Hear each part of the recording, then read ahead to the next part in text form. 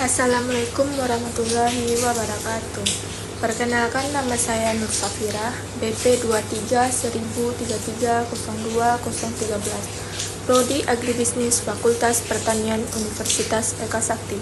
Baiklah, saya akan mempresentasikan tugas mata kuliah pengawasan mutu agroindustri dengan dosen pengampuh, yaitu Bapak Profesor Dr. Insinyur I. Ketut Budaraga MSI, dengan judul yaitu Analisis Manajemen Risiko pada Produksi Produk Keripik Pisang.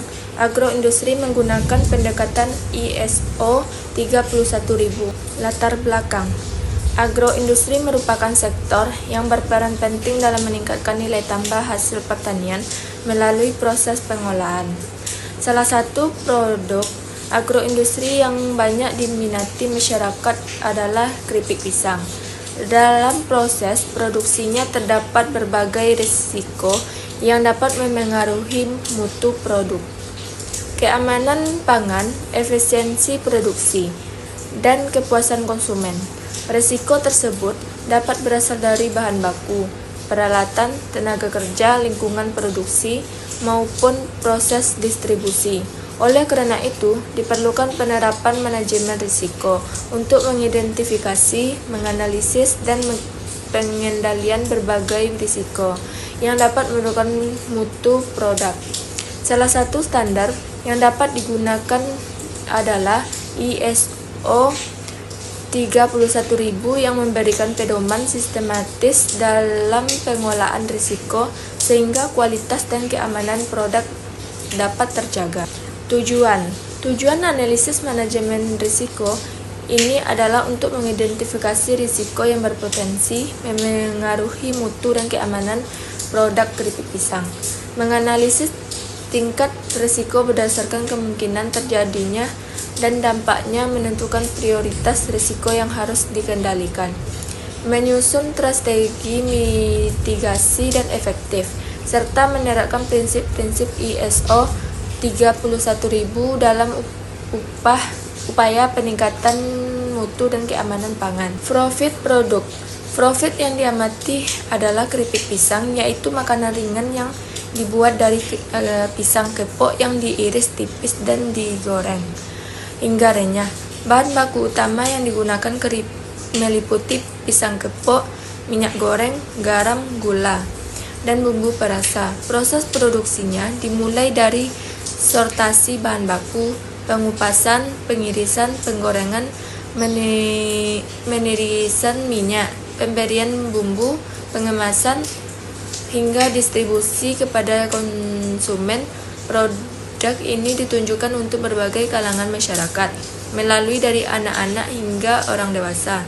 Dalam menjaga dan keamanan produk, perusahaan menerapkan GMP, SSOP, dan ISO 31000. Identifikasi risiko. Berdasarkan pengamatan terhadap seluruh tahapan produksi, ditemukan beberapa risiko yang utama yang berpotensi memengaruhi mutu dan keamanan produk.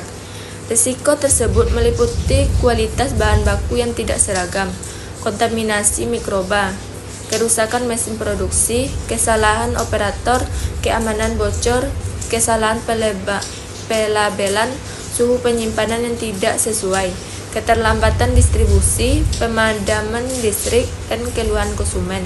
Risiko-risiko tersebut dapat terjadi pada berbagai tahap proses produksi dan potensi menyebabkan penurunan kualitas produk. Analisis risiko. Analisis risiko dilakukan dengan menilai dua aspek utama, yaitu kemungkinan terjadinya risiko dan dampak yang ditimbulkan. Nilai kemungkinan dan dampak diberikan skor antara 1-5. Selanjutnya, skor risiko dihitung dengan mengalihkan nilai kemungkinan dan nilai dampak. Semakin tinggi skor yang diperoleh, maka semakin tinggi tingkat risiko yang harus menjadi perhatian utama perusahaan dalam proses pengendalian. Hasil analisis risiko. Hasil analisis menunjukkan bahwa risiko kontaminasi mikroba memiliki skor tinggi, yaitu 20, sehingga termasuk kategori risiko ekstrem. Risiko kualitas bahan baku yang tidak seragam dan keluhan konsumen masing-masing memperoleh skor 16 dan juga termasuk kategori ekstrim. Risiko merusakan mesin produksi, kesalahan operator dan kemasan bocor, serta suhu penyimpanan yang tidak sesuai memperoleh skor 12 sehingga termasuk kategori tinggi.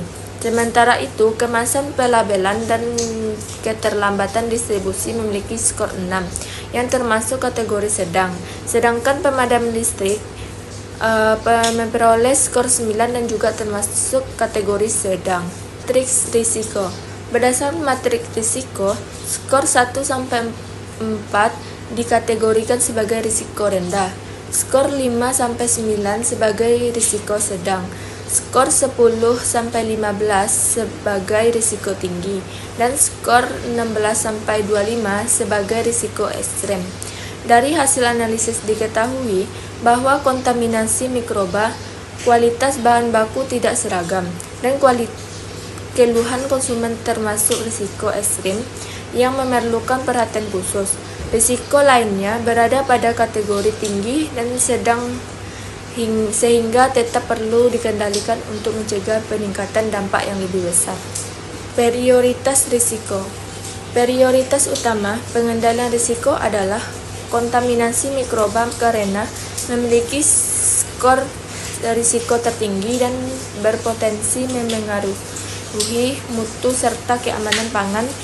Prioritas berikutnya adalah kualitas bahan baku yang tidak seragam dan keluhan konsumen karena menyebabkan ketidakkonsistenan mutu produk. Selain itu, kerusakan mesin produksi dan kemasan bocor juga menjadi prioritas karena dapat mengganggu proses produksi dan menurunkan kualitas produk yang diterima konsumen. Strategi mitigasi. Strategi mitigasi yang diterapkan untuk mengurangi risiko kontaminasi mikroba adalah menerapkan GMP dan SSOP secara konsisten. Risiko kualitas bahan baku tidak seragam dapat dikendalikan dengan menetapkan standar mutu bahan baku dan melakukan seleksi pemasok.